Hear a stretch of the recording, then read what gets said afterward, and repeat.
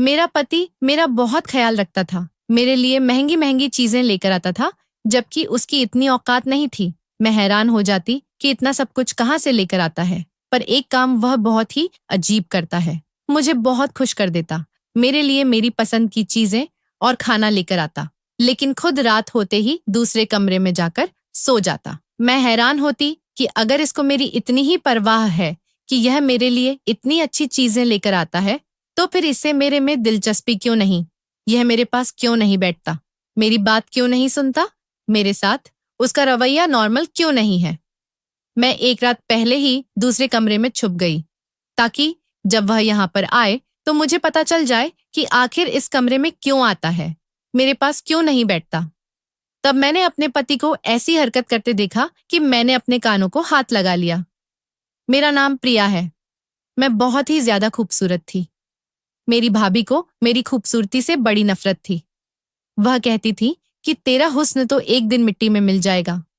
मैं कहती थी, भगवान से डरो भाभी, मैंने आपका क्या बिगाड़ा है? मेरी माँ जिंदा थी, मेरे पापा इस दुनिया में नहीं थे, लेकिन जब तक मेरी माँ थी तब तक उस घर में मेरी हुकूमत चलती थी। मेरे भाई को भी मुझसे नफरत थी। वह कहता था कि तुम मेरी बीवी के साथ मुकाबला मत किया करो। थोड़ी बहुत मैं भी मगरूर थी, क्योंकि मुझे कोई गलत बात बर्दाश्त नहीं होती थी। अब वह अगर मेरी माँ को टाइम पर खाना नहीं दे रही है या पुराना खाना दे रही है तो मुझे गुस्सा आ जाता था। एक दिन तो उसने मेरी माँ के सामने खराब खाना रख दिया, जबकि मेरी माँ पहले ही शुगर की मरीज थी। मैंने कहा, पहले ही इनकी तबीयत खराब रहती है, तुमसे नया खाना नहीं बनाना था तो तुम बता देती, पुराना खाना देकर क्यों मेरी माँ को मारना चाहती हो? इस बात पर ऐसी लड़ाई हुई कि हम दोनों ननद भाभी में हाथापाई भी हो गई। मेरे भाई ने तो अपनी बीवी का ही साथ दिया और उसने मुझे कहा कि तुझे तो मैं एक दिन सीधा करूंगा कि तू बिल्कुल तीर की तरह सीधी हो जाएगी। तू छोटी है, तेरा काम क्या है बड़े भाभी से ऐसे बातें करना? मैंने कहा कि बात छोटे बड़े की नहीं है, कुछ गलत करेगी तो मैं जरूर बोलूंगी। उस रात मेरी माँ की तबीयत खराब हो गई, इतनी खराब हुई कि वह अस्पताल पहुंच गई और 5 दिन तक बीमारी से लड़ने के बाद वो इस दुनिया से चली गई। मैं बहुत परेशान हुई। थोड़े बहुत रिश्तेदार थे, लेकिन वह सारे ही मेरी माँ के ससुराल वाले थे, इसलिए उनको कोई ज्यादा दुख नहीं हुआ। उन्होंने बस थोड़ा अफसोस किया और चले गए। अब घर में सिर्फ मेरा भाई और मैं थी। एक रात भाई कमरे में आया और उसने कहा कि मम्मी इस दुनिया में नहीं रही। मुझे लगा कि कहेगा कि कोई बात नहीं, मैं हूँ, किसी चीज की जरूरत हुई तो मुझे कह देना। उसने कहा कि अगले शनिवार वाले दिन तुम्हारी शादी है। जब उसने ऐसी बात की तो मैं हैरान रह गई। मैंने कहा कि क्या? उसने कहा कि हाँ, तुम्हारी शादी कर रहा हूँ, अपने घर की हो जाओगी तो अच्छा रहेगा। मेरे में इतनी जरूरत ना थी कि पूछूं कि मेरी शादी किससे कर रहे हो, पर इतनी जल्दी शादी? उसने कहा कि बस शादी की रस्म है, क्योंकि अभी अभी माँ मरी है। तेरे दिल में कोई अरमान है तो उसको दिल में ही दबा लेना। मैं तुम्हारे लिए महीना पहले ढोल की नहीं रख सकता और ना ही तुम्हारे दूल्हे को घोड़े पर ला सकता हूँ। इतना कहकर वह कमरे में चला गया। मैंने तकिए पर सिर रखकर रोना शुरू कर दिया, लेकिन फिर दिल को यह सोचकर तसल्ली कर ली कि चलो, शादी तो एक दिन होनी ही थी। अगर हो जाएगी तो मेरा अपना घर तो होगा, किसी की गुलामी तो नहीं करनी पड़ेगी। भाभी से तो जान छूटेगी, वरना किसी और तरह से तो भाभी से जान नहीं छूट सकती। यही सोचकर मैं भी दिन गुजारने लगी, लेकिन शादी वाले दिन यह देखकर हैरान रह गई कि मेरे भाई ने मेरे लिए किस किस्म के इंसान से मेरी शादी तय की थी। शायद इसमें भी मेरी भाभी की कोई चाल थी, क्योंकि जब भी लड़ाई होती थी मेरी भाभी दुश्मन बन जाती थी। मुझे लगता था कि वो किसी दिन जरूर ही मुझसे बदला लेगी, और आज उसने यही किया था। वह कामयाब हो गई थी, क्योंकि मेरा दूल्हा तो अजीब सी हालत में बैठा था। उसे देखकर कोई बच्चा भी अंदाजा लगा सकता था कि वह कोई नॉर्मल इंसान नहीं था, बल्कि एक पागल था, क्योंकि उसने हाथ में टॉफियां पकड़ी हुई थी जिसको वह खा रहा था। बाल उसके खड़े हुए थे। कपड़े तो उसने नए पहने थे, लेकिन इतने गंदे कर लिए थे कि जैसे कोई छोटा बच्चा मिट्टी में खेलता है तो उसके कपड़े गंदे हो जाते हैं। यही मेरा दूल्हा था। सबको पता चल गया कि वह तो पागल है। मोहल्ले से भी कुछ औरतें आई हुई थी, क्योंकि रिश्तेदार तो थे नहीं। उन्होंने भी कहना शुरू कर दिया कि प्रिया का दुल्हा तो पागल है। ये क्या कर दिया भाई, भाभी ने बहन पर इतना बड़ा जुल्म कर दिया। माँ क्या मरी? इनकी तो आंखें सफेद हो गई। पागल के साथ इतनी प्यारी लड़की का शादी करवा दिया, और मेरा शादी हो चुका था। उसके बाद मैंने अपने दूल्हा को देखा था। अब तो विदाई होने वाली थी। मेरी आंखों से आंसू जारी थे। मैं रोना चाहती थी लेकिन रो भी नहीं सकती थी। मैं रोती तो मेरे आंसू कौन देखेगा। मेरी माँ की बहुत याद आ रही थी। मेरी माँ अगर जिंदा होती तो मेरे साथ यह सब कुछ कभी ना होता। मेरी भाभी नहीं, मेरे भाई को भड़काया था। उसको जरा ख्याल ना आया कि वह अपनी बहन की शादी एक पागल के साथ कर रहा है। कैसे रखेगा वह? मुझे क्या खिलाएगा, क्या पिलाए आजकल? तो लोग अपनी बेटियों की शादी ऐसे लड़कों के साथ भी नहीं करते जिनके पास नौकरी नहीं होती, और इसके पास तो अकल भी नहीं थी, तरीका भी नहीं था। एक पल का तो दिल किया कि जाने से इनकार कर दूं, लेकिन उसके बाद क्या होता, मेरा ही तमाशा बनता। ये लोग फिर भी मुझे यहाँ से निकाल ही देते। इसलिए सब कुछ भगवान पर छोड़ दिया और चुपचाप विदा हो गई। जाते जाते भाई ने सर पर हाथ रखने की कोशिश की तो मैंने सर पीछे कर लिया। सब लोगों ने यह मंजर देखा। मैंने कहा कि जरा इसकी भी बेइज्जती हो। इसको इतना तो जता दूं कि इसने जो मेरे साथ किया वो अच्छा नहीं किया। भाभी भी मिलने के लिए आगे हुई तो मैंने उनसे भी ना मिली, क्योंकि उन्होंने तो सबके सामने ही कह दिया था कि तुम्हारी शादी करवा दी। नखरे ना दिखाओ और अपने घर दफा हो जा। कौन सी भाभी कहती है अपनी ननद को, वो भी उसकी विदाई वाले दिन। अरे दिल में जितनी भी नफरत हो, इस तरह तो कोई भी बेटी को घर से यह कहकर नहीं निकालता कि दफा हो जाओ। मेरे साथ कितना बुरा सलूक हो रहा था। भगवान ही देख रहा था कि मेरे ऊपर कितना जुल्म हो रहा है, पर मुझे पता था भगवान मेरा इंसाफ करेगा। लेकिन अभी तो मेरा समय बहुत खराब नजर आ रहा था। कुछ समझ नहीं आ रही थी। मेरा दूल्हा पागल था, लेकिन उसका घर अच्छा था। 3 कमरों वाला घर था, वहां पर उसका एक भाई भी था। मुझे लगा कि वो भी इसी घर में रहता है, लेकिन जब रात हुई तो उसकी जगह उसका भाई कमरे में आया। मैं जरा घबरा गई। उसने कहा, भाभी घबराने की जरूरत नहीं है। दरअसल यह भी मेरा अपना घर है। वहां दूसरी जगह भी मेरा घर है, जहां पर मेरी बीवी बच्चे मेरा इंतजार कर रहे हैं। अब आपको ही इसे संभालना है। वह क्या है कि मेरी बीवी की इससे नहीं बनती, क्योंकि उसके साथ इसके संबंध अच्छे नहीं हैं। माँ बाप हमारे भी नहीं हैं। बस अब आप हैं और आपका पति है। यह घर है। अगर आपको समझ ना आए कि कौन सी चीज कहाँ पड़ी है, फोन करके पूछ लीजिएगा। दीवार पर मेरा नंबर लिखा हुआ है। पर अगर यह ज्यादा तंग करने लगे तो आप मुझे बुला सकती हैं। लेकिन देखें, मैं भी बाल बच्चेदार हूँ। मेरी बीवी को मेरा यहाँ आना जाना ज्यादा पसंद नहीं है। अगर कोई बहुत ही ज्यादा इमरजेंसी हो तो फिर आप बुला लीजिएगा, वरना खुद ही हालात को संभालने की कोशिश कीजिएगा, क्योंकि अब यह है तो आपका ही पति और आपको इसके साथ ही रहना है। मैं समझ रही थी कि मेरी जिंदगी कितनी बुरी होने वाली थी। मैंने हाँ में सर हिला दिया। और मैं क्या कह सकती थी? उसने कहा, भगवान आपकी मदद करे, आप परेशान नहीं होना, एक दिन सब कुछ ठीक हो जाएगा। मुझे पता था कि वह तसल्ली दे रहा है, लेकिन फिर दोबारा कहा कि मैं आपको बताने की कोशिश कर रहा हूँ भाभी, कि एक दिन सब कुछ ठीक हो जाएगा। आप बिल्कुल परेशान नहीं होना। पता नहीं इसने इस बात को 2 बार क्यों बोला और इतना जोर देकर क्यों बोला। फिलहाल तो मुझे कुछ समझ नहीं आ रहा। मैंने कहा, ठीक है। मेरा पति दूसरे कमरे में बैठा था। मैं जब उस कमरे में गई तो हैरान रह गई। यह कमरा शायद उसी का था। यहाँ पर काफी सारी चीजें टूटी हुई थी और कुछ खिलौने वगैरह भी पड़े थे। शायद उसका दिमाग बचकाना था। उसने मुझे देखा तो मैं डर गई। मुझे लगा यह मुझसे कोई बात करेगा, कुछ बोलेगा या कोई काम कह देगा, पर उसने ऐसा कुछ नहीं किया। मैं चुपचाप जाकर अपने कमरे में सो गई। मेरा दिल तो किया दरवाजे को अंदर से कुंडी लगा लूं, लेकिन फिर मैंने ऐसा नहीं किया। कहने में बड़ा अजीब लगता है, लेकिन इतनी सुकून की नींद पहले कभी नहीं आई थी। आंख खुली तो हैरान रह गई। सामने मेरा पति बैठा था। उसे देखकर मैं डर गई कि फिर जब मैंने टेबल की तरफ देखा तो मेरी आंखें खुली की खुली रह गई। टेबल पर तो नाश्ता पड़ा हुआ था। नाश्ता तो बाजार का लग रहा था। मैंने उसकी तरफ देखा और आसपास देखा। मुझे लगा शायद उसका भाई आया है और वही नाश्ता लेकर आया है, लेकिन घर में कोई नहीं था। बाहर वाला दरवाजा तो अभी भी बंद था। रात को मैंने खुद कुंडी को लगाई थी। मेरे पति ने मुझे कहा कि नाश्ता कर लो, और वो भी नाश्ता करने के लिए बैठ गया। मैं हैरान रह गई। मैंने कहा, इसको इतना पता है कि हमारी शादी हुई है तो बाजार से नाश्ता लेकर आना है। फिर ये काका पागल हुआ, लेकिन फिर उसने अजीब सा गाना गाना शुरू कर दिया। ये किसी कार्टून का गाना था। मैं तो समझ गई कि शायद ये एक नॉर्मल सी हरकत है, शायद इसे भी भूख लगी, पर उसके पास थोड़े बहुत पैसे हो। इतना काम तो कोई छोटा बच्चा भी कर लेता है। खैर, मैंने नाश्ता कर लिया। उसके बाद मैं घर को साफ करने लगी। मैं पूछना भूल ही गई थी कि यह घर कैसे चलता है, लेकिन फिलहाल तो घर में जरूरत की सारी चीजें पड़ी हुई थी। मैंने उसके भाई का नंबर मिलाया, पर नंबर नहीं मिल रहा था। मैंने दोपहर का खाना भी बना दिया। मेरे घर में ऐसे ही चलने लगी। मेरे पति अचानक ही कहीं चला गया तो मैं परेशान हो गई। मुझे लगा कि पता नहीं, शायद घर से ही भाग गया है। मैंने इसलिए उसके भाई को कॉल की थी। उसने कहा कि हाँ, वह कभी कभी चला जाता है लेकिन वापस आ जाता है। परेशान होने की जरूरत नहीं है, रात तक वापस आ जाएगा। अगर रात तक भी वापस नहीं आया तो फिर आप मुझे बता देना। मैंने कहा कि ठीक है। रात हुई तो मेरा पति वापस आ गया। उसके हाथ में कोई चीज थी जो उसने मुझे पकड़ा दी। मैंने खोलकर देखा तो उसके अंदर फूल थे। मैंने कहा यह क्या है, तो उसने कहा मैं तुम्हारे लिए लेकर आया हूं। मैं हैरान रह गई। उसने फूल मेरे पास रखे और खुद दूसरे कमरे में चला गया। थोड़ी देर के बाद देखा तो वो कमरा अंदर से लॉक था। उस दिन से मेरे दिन अच्छे गुजर रहे थे।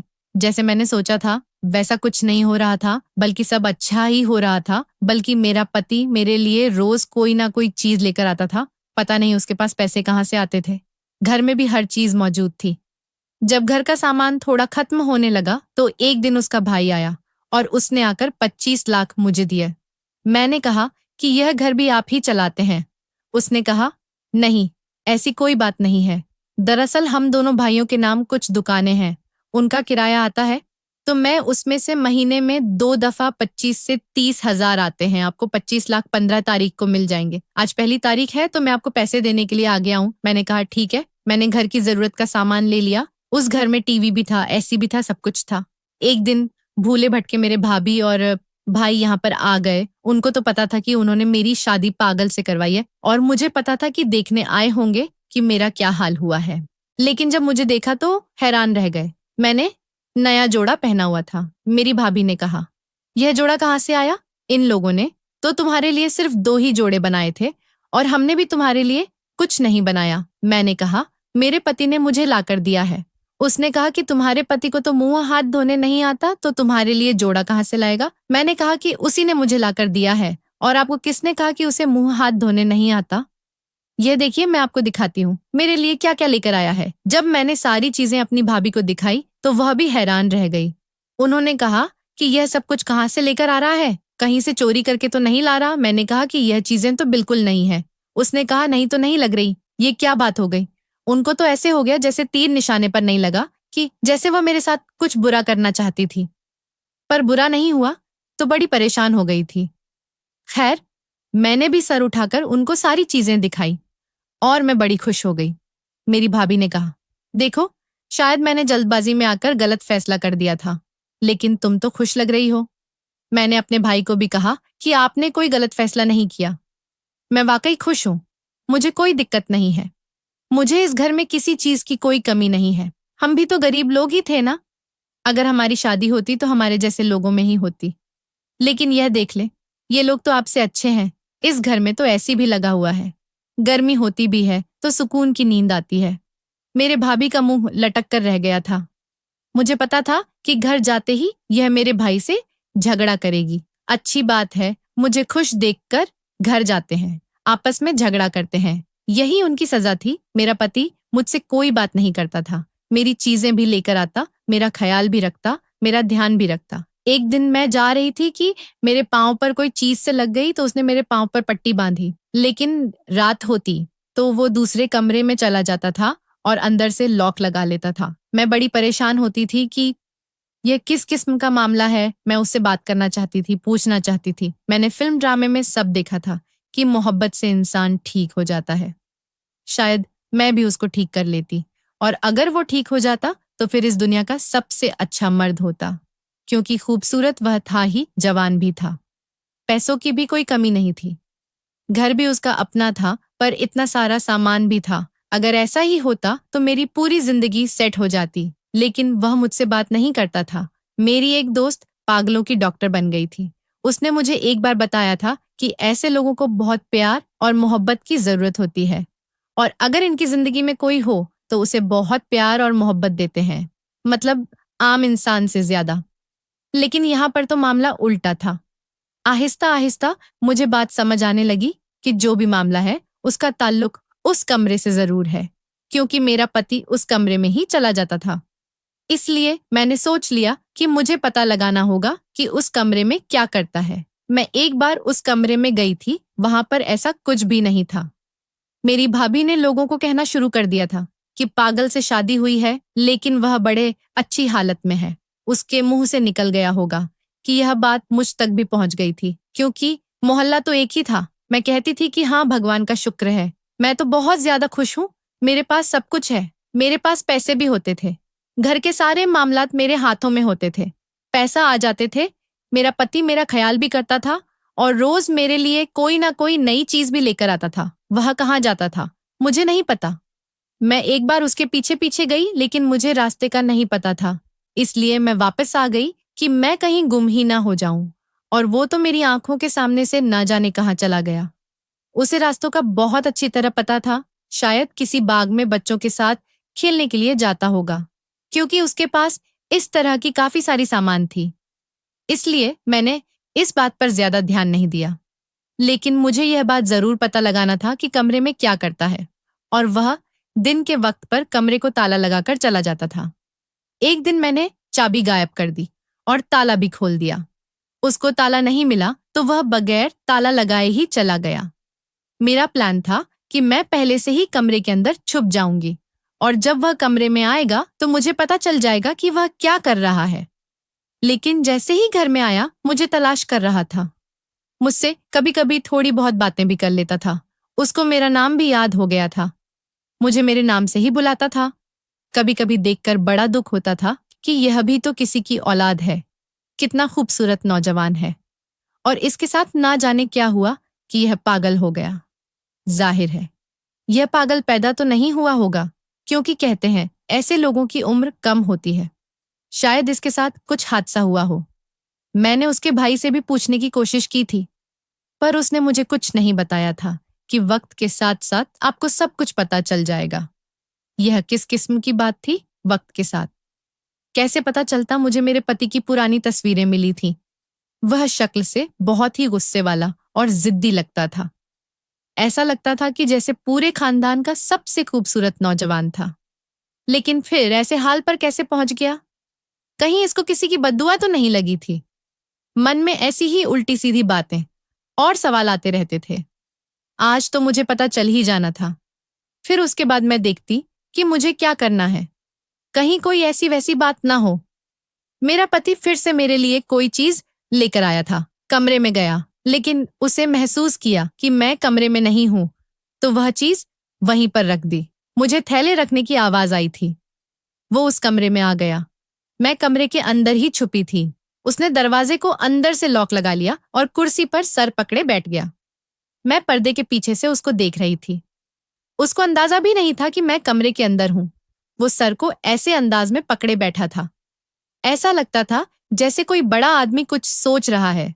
उसके चेहरे पर से अचानक से पागलों वाले जज्बात ही गायब हो गए थे। अभी से मामला मुझे कुछ गड़बड़ लग रहा था। कोई ना कोई बात थी जो नॉर्मल नहीं थी। थोड़ी देर के बाद उसने अपनी जेब से एक बड़ा सा फोन निकाला।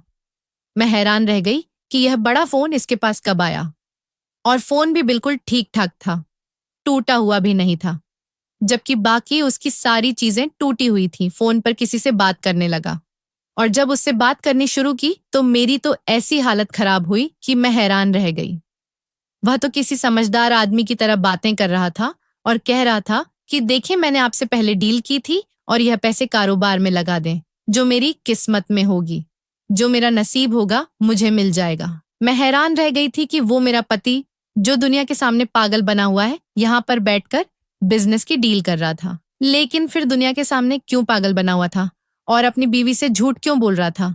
अपनी बीवी को तो बता सकता था। दिल तो किया कि सामने आ जाऊं, लेकिन फिर सोचा कि देखती हूँ यह क्या करता है। फिर थोड़ी देर के बाद जेब से काफी सारे पैसे निकाले और फिर उनको एक साइड पर रख दिया। फिर दोबारा से किसी को फोन किया। इस बार मुझे समझ आया कि वह किसको फोन कर रहा है। वह अपने भाई को ही फोन कर रहा था। उसने कहा कि मेरा दिल करता है मैं प्रिया को सब कुछ बता दूं। मेरी बीवी है, मैं उसके साथ रहना चाहता हूँ।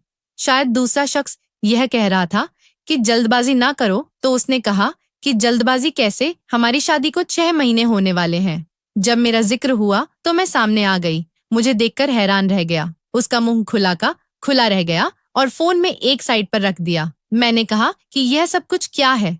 क्यों दुनिया के सामने पागल बने हुए हैं? मैंने सब कुछ सुन लिया है। उसने कहा कि देखो, मैंने आज या कल तुम्हें बताना ही था। मैंने कहा कि मुझे सारी बात बताओ, आखिर बात क्या है? मेरे आंखों में आंसू आ गए। तो उसने कहा, रो क्यों रही हो? मैंने कहा, मुझे नहीं पता, बस मुझे रोना आ रहा है। मुझे बता दे कि क्या बात है। उसने मुझे ऐसी बात बताई कि मैं हैरान रह गई। उसने कहा कि मैं पूरे मोहल्ले का सबसे समझदार और पढ़ा लिखा लड़का था। मेरी बहुत अच्छी नौकरी भी थी। अभी भी मैं उसी नौकरी में हूँ, लेकिन सारी रात बैठकर ऑनलाइन काम करता हूँ। मैंने कहा कि पागल बने क्यों फिरते हो? तो उसने कहा, मेरी कुछ लोगों के साथ दोस्ती थी, पर मुझे नहीं पता था वो किसी और तरह के लोग थे। एक दिन हम लोग कहीं चले गए, वहां पर हमारा छोटा सा झगड़ा हो गया और हमारे हाथों एक आदमी मर गया। तो सारा इल्जाम उसने मुझ पर लगा दिया। अगर मैं पागलपन का नाटक ना करता तो मुझे सजा हो जाती और मेरी सारी जिंदगी जेल में गुजर जाती, क्योंकि वो सब लोग भाग गए। पर मैं उस आदमी की जान बचाने के चक्कर में वहीं पर रह गया। लेकिन वह भी इस दुनिया से चला गया और इल्जाम मुझ पर आ गया। मुझे पुलिस पकड़कर ले गई थी। अभी भी वो लोग इसी मोहल्ले में रहते हैं। उसका मेरी वजह से नुकसान हुआ, इसलिए मुझे पागलपन की एक्टिंग करनी पड़ी। लेकिन सुना है अब उन्होंने अपना घर बार बेच दिया है और 2 महीने बाद यहाँ से जा रहे हैं। बस उसके बाद मैं अपने तरीके से रह सकता हूँ। तुम्हें यह सब कुछ मैंने इसलिए नहीं बताया कि एक दफा वो लोग यहाँ से चले जाएं तो फिर मैं तुम्हें भी बता दूंगा।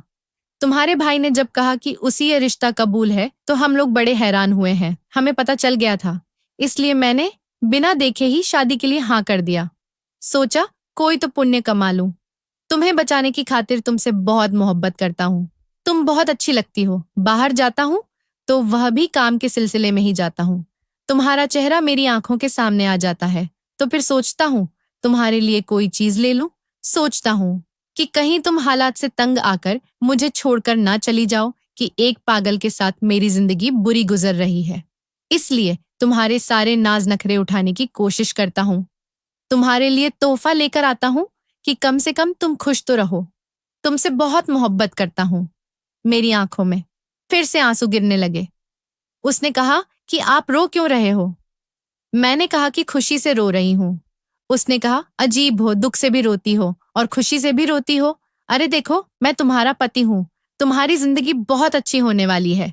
2 महीने तक हमें नाटक करना होगा और इसके बाद सब कुछ ठीक हो जाएगा। मैंने कहा कि मुझे कोई दिक्कत नहीं है। मैं तो सोच रही हूँ कि भगवान ने मेरी कौन पुण्य का मुझे तोहफा दिया है। मैंने कभी किसी का बुरा नहीं किया था, पर मेरे अपने भाई ने मेरे साथ इतना बुरा किया और शुक्र है कि आप बिल्कुल ठीक हैं। उसने कहा कि परेशान नहीं हो, सब ठीक है और हमेशा ठीक रहेगा।